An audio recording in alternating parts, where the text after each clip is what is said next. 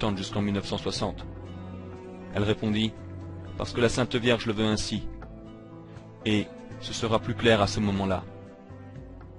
Le Saint-Office du Vatican demanda à voir le texte du troisième secret en 1957. L'évêque Venancio, l'évêque auxiliaire de Da Silva, supplia celui-ci de lire le troisième secret. Da Silva refusa. Donc Venancio décida de garder l'enveloppe contenant le troisième secret, et dit qu'il faisait environ 20 à 25 lignes. Le 16 avril 1957, le troisième secret arrivait à Rome. Les preuves semblent indiquer que le pape Pie XII allait attendre 1960 pour le lire, mais il finit par mourir le 9 octobre 1958. Donc le monde entier avait attendu jusqu'en 1960 pour que le Vatican relâche le troisième secret. Mais le 8 février 1960, le Vatican annonçait que le troisième secret ne serait pas révélé. La seule raison qui fait que le Vatican n'a pas divulgué le troisième secret, c'est parce que ça lui était embarrassant. On peut se poser la question. Oui, mais même si le Vatican a dit qu'il ne divulguerait pas le troisième secret au public en 1960, alors pourquoi Sœur Lucie ne l'a-t-elle pas dit elle-même au monde entier? Chapitre 2. L'imposteur Sœur Lucie. Voici des preuves indiquant clairement que la vraie Sœur Lucie fut tuée et remplacée par un imposteur Sœur Lucie, sûrement entre 1958 et 1959. Si Sœur Lucie fut bien remplacée par un imposteur, alors pourquoi l'ami de Sœur Lucie, l'évêque Da Silva, n'a pas pu reconnaître l'imposteur? C'est parce que Sœur Lucie a certainement été remplacée entre 1958 ou 1959, car quelques mois après que le Vatican ait reçu le troisième secret en 1957, l'évêque Da Silva décéda. Bien que Sœur Lucie ne rencontrait que très rarement des gens, elle rencontra le père Augustin Fuentes le 26 décembre 1957.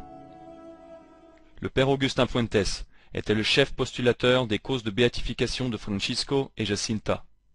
C'est ce qui explique cette rencontre. Peu après l'entrevue du père Fuentes avec Sœur Lucie, il rentra dans son pays, au Mexique.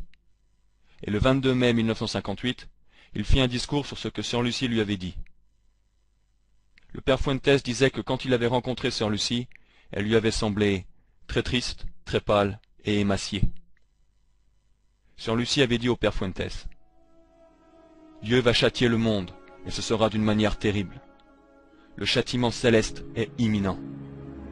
Que manque-t-il, père, pour 1960, et qu'arrivera-t-il alors? Ce sera bien triste pour tous, nullement réjouissant si auparavant le jet de remplacer le père Fuentes. » Donc le 2 juillet 1959, le diocèse de Coimbra publiait de fausses lettres à son nom. Sœur Lucie fut réduite au silence, et c'est probablement à ce moment précis que la vraie Sœur Lucie décéda ou fut tuée. C'est certain que l'imposteur Sœur Lucie fut installé à cette période. C'était une femme qui ressemblait quelque peu à Sœur Lucie, probablement une agent communiste ou une artiste soudoyée, victime d'un chantage. Et c'est quand elle commençait à se comporter publiquement comme la vraie Sœur Lucie qu'elle se fit à l'idée. Ça devenait sa façon de vivre. Après avoir fait ça un certain moment, c'était trop tard pour faire marche arrière. Most Holy Family Monastery, monastère de la Très Sainte Famille, fut la première organisation au monde à mentionner publiquement le concept d'un imposteur Sœur Lucie et d'en apporter les preuves. Quand ils ont posté l'article « Toute la vérité sur la consécration de la Russie et l'imposteur Sœur Lucie », consultable en français sur lafoi.fr. Nous devons nous souvenir de ce qu'avait dit Sœur Lucie, qu'elle ne semblait pas savoir quand elle mourrait.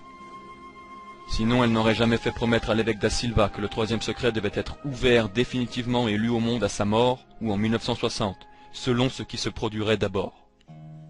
Donc Sœur Lucie ne savait pas si elle vivrait jusqu'en 1960.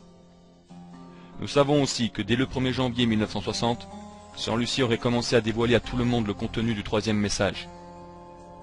Comme nous l'avons vu dans sa note du 2 juillet 1959, la curie diocésaine de Coimbra déclarait dans sa pleine autorité que Sœur Lucie n'a rien dit de nouveau sur Fatima. Aussi, la voir devenait de plus en plus dure, et durant des années, ses écrits n'étaient plus publiés. Son témoignage était devenu gênant. Encore plus intéressant, le confesseur de Sœur Lucie, le père Aparicio, quand il est revenu du Brésil en 1960, était incapable de voir Sœur Lucie. Il notait « Je n'ai pas pu parler à Sœur Lucie parce que l'archevêque n'a pas pu donner la permission de la rencontrer. Les conditions d'isolation dans lesquelles elle se trouve ont été imposées par le Saint-Siège. En conséquence, nul ne peut lui parler sans une autorisation de Rome. Cette permission de voir Sœur Lucie n'aurait pu être donnée que par 2 personnes, soit Jean XXIII, soit le cardinal-préfet du Saint-Office. Ce qui explique le fait que seulement 2 personnes pouvaient donner la permission de voir Sœur Lucie en 1960. C'est qu'en 1960, on n'avait pas affaire avec la vraie Sœur Lucie. C'était l'imposteur Sœur Lucie. Comme prouvé dans nos informations sur Jean XXIII et dans la conclusion du film Vatican II, le Concile de l'Apostasie, Jean XXIII était franc-maçon. Jean XXIII, encyclique Grata Recordatio, 26 septembre 1959, témoin de Fatima, aujourd'hui bonne religieuse à Coimbra. Le Saint-Office s'occupera de tout et gardera les bonnes directives. Fin de citation. En d'autres termes, Jean XXIII apparition publique le 13 mai 1967 avec Paul VI. Ceux qui ont pu voir la vidéo de la visite de Paul VI à Fatima disent qu'il n'a même pas prié un seul « Je vous salue Marie ». Voici des photos de la vraie Sœur Lucie en 1945, quand elle avait 38 ans. Vous pouvez juger par vous-même. La femme photographiée ici n'est pas la même que la femme d'avant. Premièrement, cette photo est de 1967. Donc, c'est supposé être Sœur Lucie 22 ans plus tard, à l'âge de 60 ans. Mais cette femme a l'air aussi jeune, ou même plus jeune que Sœur Lucie quand elle avait 38 ans. Bien que montrant des signes de vieillesse, de 38 à 60 ans, une personne reste essentiellement la même. En plus des différentes apparences, ce qu'on peut aussi noter, c'est que les dents de l'imposteur Sœur Lucie sont normales et régulières. Mais quand on regarde les dents de la vraie Sœur Lucie, on constate que ses dents sont larges, proéminentes et irrégulières. Également dans cette photo, on note que l'imposteur Sœur Lucie semble porter du rouge à lèvres. Selon nous, la vraie Sœur Lucie ne l'aurait jamais fait. Et c'est pas fini. Le menton de la vraie Sœur Lucie est beaucoup plus court que le menton de l'imposteur Sœur Lucie qui est long. Quand la vraie Sœur Lucie sourit, sa bouche forme un U. Mais quand c'est l'imposteur Sœur Lucie qui sourit, sa bouche forme un U à l'envers. Vous allez dire, oui mais pourquoi les proches de Sœur Lucie n'ont pas démasqué l'imposteur? Eh bien, dans un couvent carmélite catholique traditionnel, quand une sœur rencontre des visiteurs, elle les rencontre derrière le grillage du parloir, dit aussi la grille du parloir. Ce grillage est un obstacle qui cache parfaitement la personne. Quand la sœur doit recevoir des visiteurs, elle porte ce qui s'appelle un grand voile. Et selon la taille du grillage, il y a aussi des volets et un rideau tiré pour que la sœur ne voie pas les visiteurs. Les gens ne peuvent pas deviner les formes exactes de la sœur religieuse. Ils ne peuvent que voir une silhouette et entendre la voix de la sœur. La seule fois que le rideau est retiré, c'est quand la personne rencontre sa famille. Mais le stratagème pour que les membres de la famille de Sœur Lucie ne puissent pas identifier l'imposteur, c'était que la mère supérieure ordonne que le rideau ne soit pas retiré, même pour une visite familiale. C'est en principe tout ce qui avait été nécessaire pour que les membres de la famille ne démasquent pas l'imposteur. Mais même sans ça, ça aurait pu se faire. Le supérieur du couvent carmélite à cette époque était très probablement dans la conspiration impliquant l'imposteur Sœur Lucie.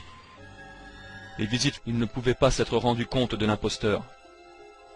La plupart des gens se souviennent à quoi ressemblaient leurs proches en regardant des photos, et les gens se souviennent de leur voix en leur parlant au téléphone. Mais les plus proches parents de Sœur Lucie ne lui parlaient probablement pas durant cette période, et les photos de Sœur Lucie n'étaient pas disponibles et ne se trouvaient pas chez ses membres de famille proches.